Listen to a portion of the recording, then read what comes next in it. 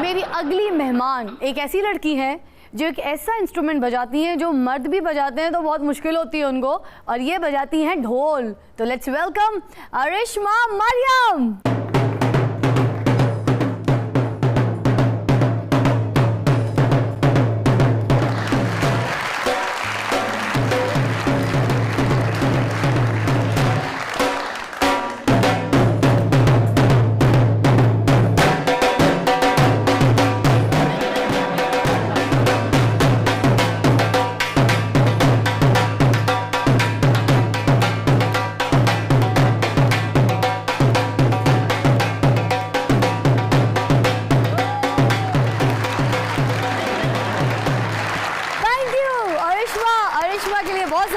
फिजा जी ਤੁਹਾਡੀ ਚੌਥੀ ਗੈਸ ਨੇ ਸਾਡੇ ਤੇ ਸਾਰੇ ਅੰਦਰ ਦੇ ਮਲੰਗ ਬਾਹਰ ਕੱਢ ਦਿੱਤੇ।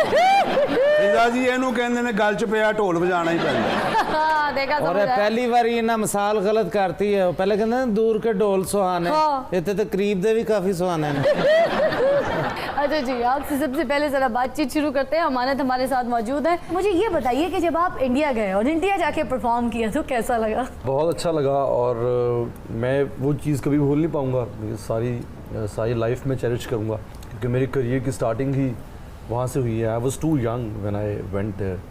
I think I was 20 during the show in India. उधर ही बर्थडे हुई थी? उधर मेरी 20वीं साल गिरा उधर ही। क्या बात है। मेरी करियर की बिगिनिंग इस तरह हुई। पाकिस्तान से किस किस की सपोर्ट थी? घर में कौन कौन दुआएं कर रहा था? आप स्पिरिचुअल सपोर्ट अम्मी की थी, हाँ।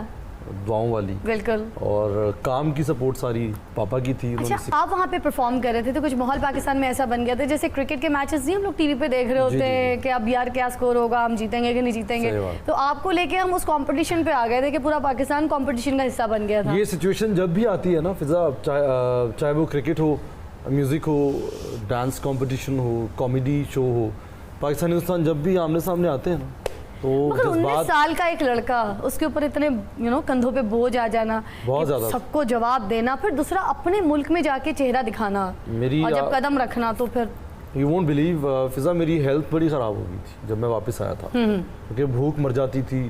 हर एपिसोड में जब वोटिंग अनाउंस होती थी तो उसमें मेरा ब्लड प्रेशर लो हो जाता था, और स्पेशली जो लास्ट 3 एपिसोड्स थे जिसमें I was the only Pakistani contestant जो कि मेगा फाइनल में गया था। तो पूरे मुल्क की, फिर ऊपर से एजेंसीज का, ये आज बता रहा हूँ, मुझे बतानी नहीं चाहिए, पूरा प्रेशर था उन पे सारे चैनल पे। अच्छा। तो बहुत ही मेरे लिए बड़ा हार्ड टाइम था। तो और एट द सेम टाइम कोई धमकी आई, कोई दबाव आया? 14-15 अगस्त का जो एपिसोड था ना जिसमें मैंने ए वतन प्यारे वतन गाया था, तो उसके बाद हमें फिर एक बहुत बड़ी एजेंसी है वहाँ पे, मैं नाम नहीं लूँगा, उनके लोग उठाने आ गए थे हमें गन्स लेके। देखें, तो हमें 7 दिन तक हमें लॉक करके रखा गया तो था। वो जो ऑन ईयर एपिसोड्स जारी थी, आप लोग एक्चुअली लाइव ही होते थे ऑलमोस्ट? ये वाले सारे शोज लाइव गए थे, रिकॉर्डेड? सिर्फ ग्रैंड फिनाले लाइव हुआ था। ओके। मेरी फैमिली ने जितने भी एपिसोड्स इनके चले कि इतनी दुआएं, मेरी उस महीने दी अद्धी सैलरी मनतां च गई है जड़ी उन्होंने हुण इस बहाने इन्होंने अद्धी सैलरी उधरों ले लेनी।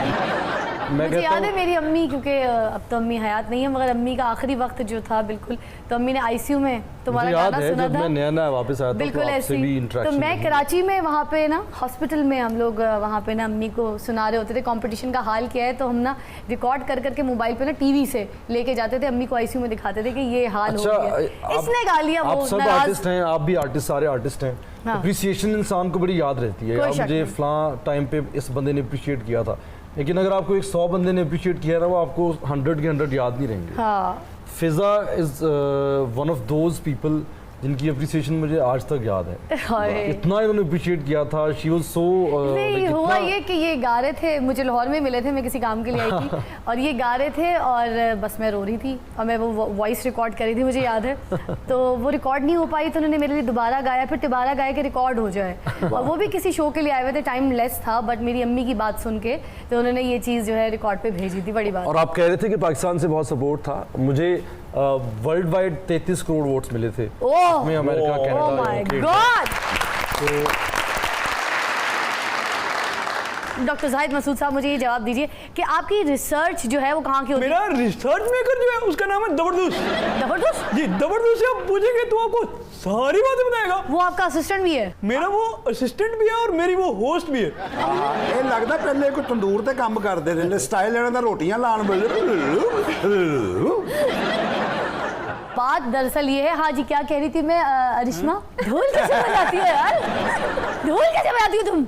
मुझे डिफरेंट इंस्ट्रूमेंट्स प्ले करने यार का शौक इंस्ट्रूमेंट था। की बात अलग है, लड़की हो, खूबसूरत हो, रंग गोरा है, लंबी हो, प्यारी हो, मॉडलिंग की फील्ड थी, एक्टिंग की फील्ड थी, 10 फील्ड थी, मतलब why this it's a heavy ढोल? कुछ डिफरेंट करना था मुझे और मैंने कर लिया। तो how come you just do this यार? Practice practice. या हैंडसम खान साहब जी क्या हो रहा है नए पाकिस्तान में? प्लीज अपडेट कीजिए। देखिए नए पाकिस्तान में बहुत कुछ हो रहा है। पहले मुझे एक बात कर लेने हैं। हाँ। आप ये ढोल लेके प्लीज मेरे जलसे में आया करें, हैं? दबने में आया करें, बहुत जरूरत है आपकी वहां पे। ਤੁਹਾਡੇ ਐਲਾਨ ਦੀ ਵਜ੍ਹਾ ਨਾਲ ਮੈਨੂੰ ਮੇਰੀ ਜਨਾਨੀ ਕੋਲੋਂ ਕੁੱਟ ਪਈ ਆ। ਮੈਂ ਆਪਣੀ ਤਨਖਾਹ ਡੈਮ 'ਚ ਦੇ ਦਿੱਤੀ ਆ, ਉਹ ਮੈਨੂੰ ਕੁੱਟਣ ਡਈ ਆ, ਕਹਿੰਦੀ ਆਪਣੀਆਂ ਪ੍ਰਾਪਰਟੀਆਂ ਦੇਣ ਨਹੀਂ ਡੇ, ਸਾਡੇ ਕੋਲੋਂ ਲਈ ਜਾਂਦੇ ਆ। और नहीं आप तो बहुत पैसा इकट्ठा हो रहा है यार डैम में, तुम देखते जाओ। ये डैम आप बनाने हमने ਇਨਸ਼ਾਅੱਲਾ बिल्कुल बनाने। ਤੁਸੀਂ ਧਰਨਿਆਂ 'ਚ ਵੀ ਕਹਿੰਦੇ ਸੀ ਬੜਾ ਬੰਦਾ ਇਕੱਠਾ ਹੋਣ ਡਿਆ, ਉੱਥੇ ਮੈਂ ਵੇਖਿਆ ਸਰਦੀਆਂ ਦੀ ਰਾਤ ਸੀ, ਇੱਕੋ ਹੀ ਬੰਦਾ ਇਕੱਠਾ ਹੋਇਆ ਸੀ। अरे आप फिक्र नहीं करें, आपने आना जरूर है। जी श्योर। किसी की मत सुने, ये सब जेलस हैं। जी श्योर। खान साहब से मैं एक बड़ा जरूरी सवाल पूछना चाहूंगा। आप मेरी बात सुने, आप एंकर नहीं है, आप गेस्ट हैं आज डॉक्टर जाहिद मसूद साहब। एक छोटी सी break, we'll be right back।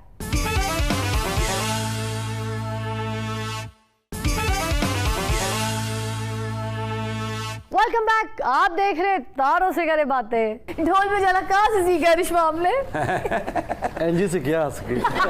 बताओ जी, किस्सा बताओ। मैं नाम मेंशन नहीं करूंगी। हाँ। बहुत फेमस टीचर्स थे मेरे। जब मैंने ढोल स्टार्ट किया तो जाहिर है मैं उनके घर जाती थी टीचर के, तो वो नहीं सिखाते थे। अच्छा। वो एक लूरी इनकी लैंग्वेज होती है, उसमें बातें करते थे, वो समझ नहीं आता था। लूरीनाथ। कौन सी लैंग्वेज? लूरीनाथ।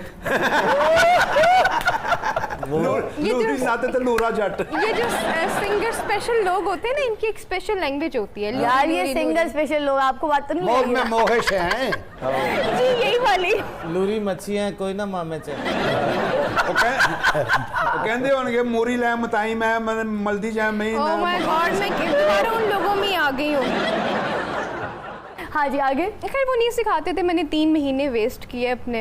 मुझे जब शागिर्द करने के लिए बुलाया, जी मिठाई के पता नहीं 10-12 टोकरे मिठाई चाहिए, फिर दुपट्टे चाहिए, सर का सूट चाहिए, टीचर का सूट गांडा भी चाहिए। होता है ना, गांडा हाँ भी। जी, वो धागे चाहिए, मतलब इतना कुछ मैंने दिया। उसके बाद जी ਮਿਠਾਈ ਕਿੰਨੀ ਮੰਗਾਈ ਸੀ ਉਹਨਾਂ?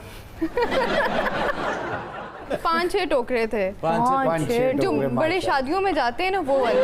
ਉਹਨਾਂ ਨੇ ਇੰਨੀ ਮਠਿਆਈ ਲੈ ਲਈ ਸੀ, ਉਹਨਾਂ ਢੋਲਾਂ ਦਾ ਕੰਮ ਛੱਡ ਕੇ ਹਲਵਾਈ ਦਾ ਸ਼ੁਰੂ ਕਰ ਲਿਆ। ਔਰ ਇਸ ਤਰ੍ਹਾਂ ਦੀ ਲੜਕੀ ਨਾ 7-8 ਟੋਕਰੇ ਲੈ ਕੇ ਆਂਦੀ, ਬਾਅਦ ਚ ਖੋਲੋ ਤੇ ਪਤਾ ਲੱਗਦਾ ਇੱਕ ਲੱਡੂ ਪਿਆ ਹੈ। ਇਹ क्या? और बाद में जब मैं शागिर्द के लिए मुझे अपने घर उन्होंने बुलाया, तो वहाँ पे उनके बहुत सारे स्टूडेंट्स भी आए हुए थे। तो उन्होंने कहा कि यहाँ पे इन सबको 5-5 हज़ार रुपये आप नज़र दें। तो मम्मा ने कहा मैं तो पहले बहुत ज़्यादा कर चुकी हूँ, अब मैं और नहीं दे सकती। अगर आपने इनको स्टूडेंट करना है तो ठीक है, नहीं तो हम जा रहे हैं। हाँ। जब उनको समझ में आई कि मदर मेरी रूड हो गई है, कि नाराज़ हो रही हैं, जो मेरे टीचर थे उनके अब्बू ने इस तरह डगा पकड़ के हाथ में हाथ पकड़ के वो जो पढ़ना था पंजाबी में उन्होंने वो पढ़ा। तो जब मैं सीखने जाती थी वो कहते थे हमारा मोहल्ला डिस्टर्ब होता है, आप लेट आती हैं, ऐसे होता है वैसे होता है, लूरी करके बातें कर देते थे। 3 महीने बाद जब मुझे समझ आ गई कि अब मैंने सिर्फ यहाँ पे सिर्फ बातें सीखने जाना है और ये इनका माहौल देखने जाना है, वो फिर मैंने धागे भी काटे और एक नए टीचर ढूंढे। Oh my God.